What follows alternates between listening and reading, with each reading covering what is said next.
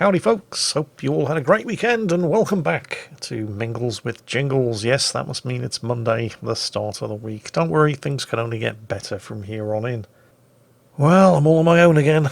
Well, not exactly, it's me, the cats and Boo, but Rita's had to go to Portugal because her passport expires at the end of next month. I had to check the dates there. This will be going out on the 30th of September, but yeah, her passport expires at the end of October. And it's not that she's neglected it or just forgotten. She's been trying to get her passport renewed at the Portuguese embassy in London for the best part of 8 months. Because with Brexit looming, you have to have an in-date passport in order to apply for settled status here in the UK. She can't apply for settled status until May next year, when she'll have been living here for 5 years. But she'll be able to apply for what's called pre-settled status. But in order for that to happen, she has to have a valid passport. So, for the best part of 8 months, she's been trying to get her passport renewed through the Portuguese embassy in London. But there doesn't appear to be anybody who actually works there. She's even physically been to the Portuguese embassy in person, and I think the first time she went, they gave her the wrong paperwork. So, typical. And the second time she went, for some inexplicable and unannounced reason, they were closed. So it turns out, strange though this may sound, that if you are a Portuguese national living in the UK, don't go to the Portuguese embassy or the Portuguese consulate to renew your passport and take advantage of their passport renewal services, because they never answer their phones, they don't answer their emails, and even if you turn up in person, they either shut the doors in your face or they give you the wrong paperwork. In fact, if you were to go to Google and just do a search for Portugal UK Embassy, you get the Google sort of summary of the Portuguese Embassy in London. And apparently you can review embassies. I had no idea. And oh boy, people have. It has an average star rating of 1.5 out of 5. And most of the reviews are, well, not surprising. Disgusting people and shameful service. Waiting time is a mess. Lack of helpful instructions is given to customers. This embassy is stuck in the Stone Age. This is crazy, guys. You guys want to talk about stuck? My ID is out of date. New employers won't even give me a job because I have no documents in date, thanks to these guys. I've been calling every day for 2 months and no answer. Only 2 months. The next guy down, 2 years to get an appointment. 4 months to reply to an email.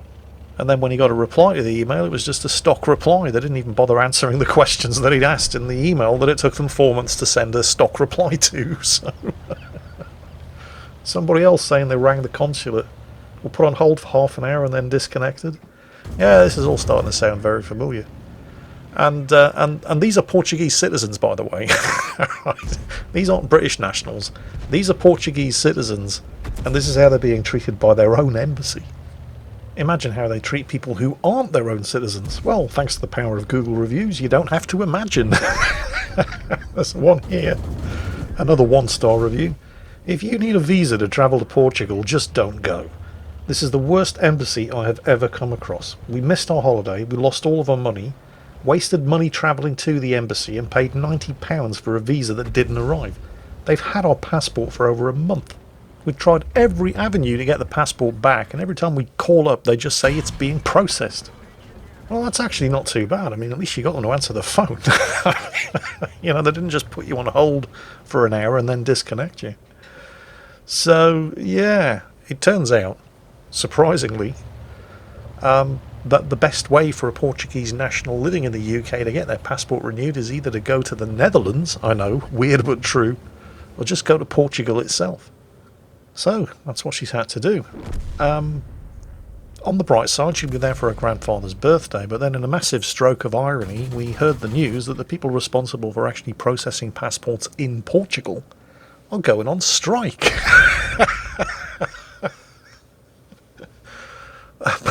Which I thought was highly amusing on a number of levels, not just because of the timing, but also, how would anybody know the difference? Wait, so you're refusing to work and do your jobs. How is that any different from when you're not on strike. I mean, it's just, seriously, if somebody could, point out the difference, because from where I'm sitting, I'm just not seeing it. So, yeah, Europe, woohoo! Oh, actually, while we're on the subject of Portugal, I have to give a shout out to the Lisbon Football Club, SL Benfica. Two-time winners of the European Cup, as well as numerous domestic titles. And the reason I have to give Benfica a shout-out is because they are the favourite football team. Actually, I'm not sure I should mention his name. It might get him into trouble with his employers, who are Blizzard Activision. Yeah, I mean, he'll probably be fine. But just to be on the safe side, I won't mention his name, because he is an employee, Captain Nameless here, of Blizzard Activision. And in response to last week's episode of Mingles with Jingles, where I was having a really good laugh about the pricing policy of Activision Blizzard's upcoming, I'm sure it'll be a massive selling title, Call of Duty Modern Warfare, and he's given me a code for it, so I'm getting it for free. His only condition was that I give a shout out for his favourite football team, Benfica. So, yay Benfica, and thank you very much, Lewis. Well, anyway, all of this talk of foreign countries and travel and documentation got me interested, so I headed over to Google and found a list of the top 10 hardest countries to get a visa for. And I was really surprised to see Russia on the list. Although I can understand why it was on the list, because in order to get a Russian visa application approved, they require biometric information, which means you have to physically be at the visa centre in order for them to scan your fingerprints, for example. So, yeah, okay, fair enough. But, and I've done this a couple of times now, the staff are incredibly helpful, and they've got all kinds of facilities. I mean, even if you turn up without the correct paperwork, all of the paperwork that you need can be accessed online, and you can get it all done there. And the staff are incredibly professional, polite, and helpful. So I've never really had a problem getting a Russian visa application, even on the one occasion where I did turn up without the correct paperwork. It was able to be all sorted out online using the facilities at the visa office the day that I went. So I've never really had a problem with a Russian visa application. On the other hand, when looking at the visa application process for the Central African Republic of Chad, seems like an utter nightmare. If you're British and you want to go to Chad, you have to apply at the nearest embassy. Unfortunately, the nearest embassy is in Paris. So all of the application forms are in French, and none of them speak English. So unless you speak French, or you know somebody who does, good luck getting a visa for the Republic of Chad. Oh, and also they won't actually post your passport back to you, so you have to arrange for a courier to collect it. So luckily, it's not exactly a top tourist destination. But I was starting to warm up to this whole subject now, so I did some further digging, and I came across a website called TwoBadTourists.com. It's a pair of American tourists who basically just backpack their way around the world and write about their experiences. And on this one particular occasion, they were in Spain. They liked it there so much, they thought, you know what, we'll stay here for a while. And obviously they needed to earn some money, so they thought they'd take jobs teaching English in Madrid. Now, they were going to require a visa for that, because if you're just travelling around Spain, and as an American citizen, you can do that for anything up to 90 days without actually requiring a visa. But if you're planning on staying in Spain, if you're planning on living there, and particularly if you're planning on working there, then you definitely require a visa application. So these guys presented themselves to the visa application centre in Madrid. They explained the situation and they said, so do we need to apply for a visa? They said, yeah, oh, yes, absolutely, you definitely need to apply for a visa. You know, if that's what you want to do, if you want to live here. And at least one of them already had an apartment in Madrid. And particularly if you want to work here, you will have to fill out a visa application. They said, well, here we are. Still got 60 days left on our American passports before we're required to either leave Spain or get a visa. That's plenty of time for a visa application. Just point us in the direction of the relevant paperwork and we'll get started. And they were told, oh no, you can't do that here. What are you talking about? Isn't this the visa office? Well, yes it is, but you're American citizens. Well, what's that got to do with anything? Well, you have to apply in Los Angeles. Yes, really. So they're in Spain, and they have to call the Spanish consulate in Los Angeles to see about booking a visa application, only to be told that the Spanish consulate doesn't issue visas to American citizens who aren't applying from within the USA. So they have to come back to America. Well, they were planning to return home for Thanksgiving anyway. Unfortunately, home is Phoenix, Arizona, which is a fair old distance away from Los Angeles, California. But, that's okay. This is the 21st century. We have the technology. Once they were home in Phoenix, they could fax their passport entry and exit stamps and their flight itinerary to the consulate in Los Angeles to prove that they were actually back in the USA. Oh, no, that's not good enough. Oh, of course it isn't. Oh no, they have to actually provide their physical passports. The ones that they're travelling with. So unless they're prepared to actually go to Los Angeles, I mean, would you trust your passport to the US Postal Service over the Thanksgiving period? Especially if you had a flight to catch back to Spain a week later? Nah, screw that. So now they have to plan a stopover in Los Angeles during their Thanksgiving break back home in Phoenix. So they have all of their documentation, and they're prepared to go through hand-to-hand combat at this point if they have to get this visa. They pitch up at the Spanish consulate in Los Angeles, and their visa took 30 minutes to be processed. All it required was 3 months and a 9,300 kilometre detour. All things considered, after listening to a story like that, I think having to go to Portugal to get a Portuguese passport doesn't actually sound so unreasonable after all. In other news this week, I received yet another email from YouTube. Don't worry, it's got nothing whatsoever to do with channel verification or anything like that. No, this is on an entirely different subject. The email said, "Hi, the mighty Jingles." So that's actually a good start. I mean, they have actually managed to email the correct person. This is an extremely rare and uncharacteristic display of competence from YouTube.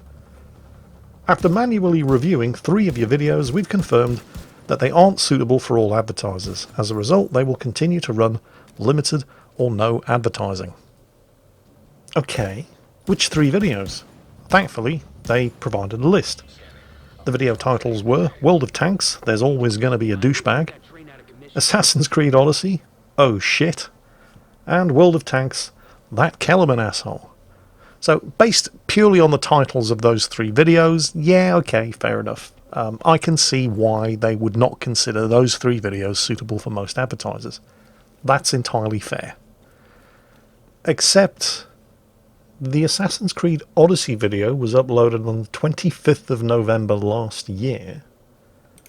The Klaus Kellerman video was uploaded on the 26th of July last year, and I'm saving the best one till last. There's Always Gonna Be a Douchebag was uploaded on the 11th of February 2016.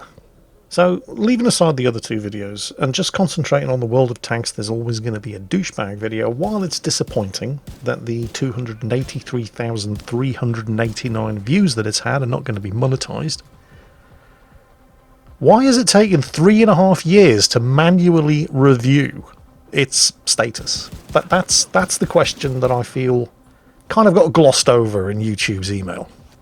Yeah, we've reviewed your videos and they're not suitable for advertisers. Okay, thanks, bye.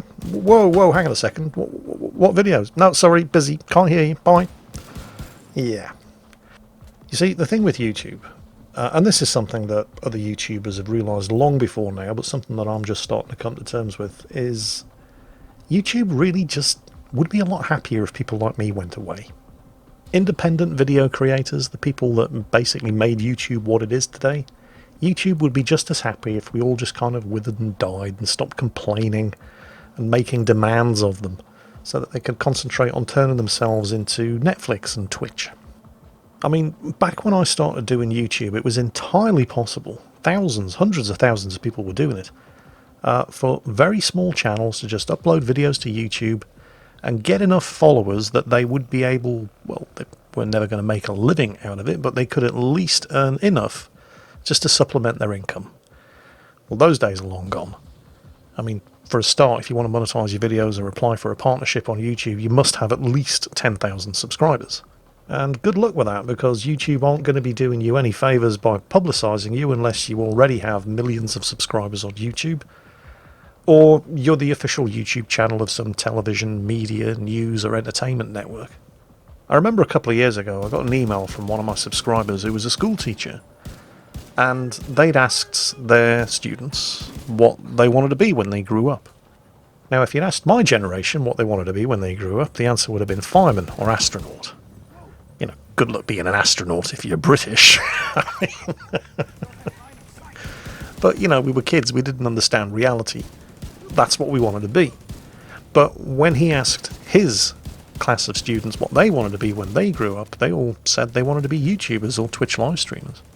Now, while I'd argue that it's still perfectly possible to make a decent living on Twitch, if you have the personality or the talent for it, and, you know, with any luck, both, but anybody who still has aspirations to do the same thing on YouTube, unless you already have a minimum of 50 to 100,000 subscribers, or your name just happens to be The Tonight Show starring Jimmy Fallon, I'm afraid that ship sailed a long time ago.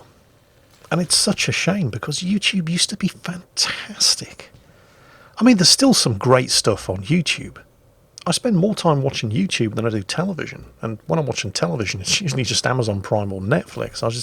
I don't even own an actual television. I mean, I do, but it's connected to the PlayStation, and I use it for watching Netflix and Amazon Prime on the PlayStation over the internet. I don't watch regular television channels. I spend more time watching YouTube, either over the PlayStation 4 or on the PC on the second monitor, while I'm busy doing something else, than I have ever done watching actual television. And there is some great stuff still on YouTube. There are plenty of people putting really good stuff onto YouTube, but most of the stuff that I like to watch, they're basically doing it for free because they're not suitable for most advertisers. So they're completely reliant on people supporting them, usually on Patreon. Channels like Forgotten Weapons, run by Ian McCullum, the legendary gun Jesus himself, where he examines the history, development, and use of some really interesting and rare weapons. Not suitable for most advertisers. He does another channel called In Range TV, with a guy called Carl Casada. In Range TV is the channel where I found out, as they demonstrated, that if you take an AR-15 and you cover it in mud, it will still function pretty much flawlessly. On the other hand, if you take an AK-47 and cover it in mud, you'll be lucky to get off more than one shot, which was the exact opposite of what I, and I'm sure most people, would have expected. Unfortunately, not suitable for most advertisers. Ian, Carl, on the extremely unlikely event that you're watching this video, I am one of your Patreon supporters, and Ian, I have your Gun Jesus poster. So, I also love watching YouTube channels dedicated to history, particularly mid-20th century history. Unfortunately, that usually means World War II, and that means the Nazis, so not suitable for most advertisers. I find it quite ironic, by the way, that channels like Forgotten Weapons and In Range TV, which feature firearms quite heavily, are regarded by YouTube as not being suitable for advertisers. Wow. Apparently, there's no market for weapons in the USA. Americans don't like buying guns. You heard it here first on YouTube. Oh wait, maybe I've got that the wrong way round. Maybe it's that the US firearms industry, valued at $51 billion in 2016, just doesn't like selling guns. They don't have enough spare change to be able to afford an advertising and marketing budget. That must be it. Wow, who'd have thought that YouTube were making so much money that they could afford to be fussy about who they accepted advertising from? Well, anyway, before we come to the end of this week's episode of Mingles with Jingles, there is one other thing that I wanted to talk about, and it's actually mostly to do with you lot, or at least the replays that you send in. And by way of explanation, I'm going to start off by talking about a War Thunder replay that somebody sent in. Yes, I do still watch War Thunder replays. This was a realistic battle where they were playing the XM1 tank, which is the experimental prototype version of the M1 Abrams. Now, this was quite a recent tank battle replay, which meant that it featured something that was the big selling point of the latest patch for War Thunder, night vision, or to be more specific, thermal vision. And as a direct result of that, this 14 kill, no death, realistic battle tank replay was about as interesting to watch as watching paint dry. Now, when I heard that they were going to be introducing thermal and night vision into War Thunder, I thought this is going to be absolutely amazing. Because for me, and I appreciate that, other people's opinions may vary, but for me, War Thunder's biggest selling point was its more realistic battle modes. Realistic battle and simulator battle. I mean, if you want to play arcade tank battles, that's what World of Tanks is for. War Thunder has always offered something slightly different. However, my single biggest problem with playing War Thunder ground forces in realistic or simulator mode is that most of the time I have no idea who's shooting at me. It's like we're taking fire and I can see the tracer coming in from the other side of the map, but even following the tracer back I still can't actually see the tank that's shooting at me. But if I have thermal vision, I'll be able to see the tank even before it starts shooting at me. And you can, and that's kind of the problem. It's difficult to comprehend how you could find yourself bored to tears watching a player in War Thunder realistic ground battles achieve 14 kills without being knocked out once. But thanks to the introduction of thermal vision, that was exactly what happened. He pretty much, and this is no criticism whatsoever of the player concerned, the new night vision technology made it possible, and he used it to its full advantage, but he basically sat in pretty much exactly the same spot for the entire game, just one or two shotting tanks that I certainly wouldn't have been able to see and wouldn't have known were there if he hadn't been using thermal vision. A nice big white outline of a tank, bang, dead. And then he would just wait for the next one. Often targets that were 700 or 800 meters away, driving through trees that, again, I certainly probably wouldn't have known were there, but thanks to thermal vision, clear as day, there's a target, bang, dead. And then just waited for the next one, and it was like watching paint dry. Now, it's possible that this battle took place, and the replay file was recorded very shortly after the introduction of thermal vision into War Thunder, and so the targets that he was shooting at didn't realise how easily they could be seen driving in the open by people using thermal vision. Didn't realise that they had to have at least two sets of concealment, bushes, whatever, between themselves and the tank with the thermal vision in order to be undetected. It's entirely possible that was the case, but that's not really the point. The point was, I saw an email from somebody entitled War Thunder Realistic Battle, 14 tank kills, no deaths. You see that title on an email, that's got to be something worth watching. You'd think so. And you'd be wrong. Or sometimes I get an email that sounds amazing, and I open it up, and there's a point-by-point description of the battle, and it sounds incredible, and there's no replay file included. Or there's no link to a replay file included. Or maybe there is, and it all looks fantastic until I go to worldoftanksreplays.com or worldofwarshipsreplays.com, and it's a link to a battle that they played 2 months ago, 3 versions of the game previous, which I can no longer watch. Or, and this is particularly frustrating, everything works fine, the battle is great, it's exciting, it's interesting, unusual or funny things happen. I'm sitting there thinking to myself, this is going to be amazing, they are going to absolutely love this on YouTube, and then the player turns into the world's biggest dick. A teammate blocks them, or gets the killing blow on a target that they thought they were entitled to, or the team don't act or react in a way that the player thinks they should, and they just lose it and either start doing deliberate team damage or just behaving like a general twat in chat. And I can't use it. Or I could, but I won't. I've even had this from certain World of Warships community contributors who've sent me battle replays that were absolutely just dynamite stuff. Prime quality YouTube material. But at certain points during the course of the battle, they just lost their temper with their teammates and have subjected them to a tirade of abuse. And no, I'm not talking about Flamu here. I know Flamu has something of a reputation for frequently losing his temper with his teammates and being extremely sarcastic with them, but I'm not just talking about being sarcastic here, I'm talking about being downright abusive. The kind of abuse that if I had put into a video on YouTube would probably have seen them removed from the community contributor program.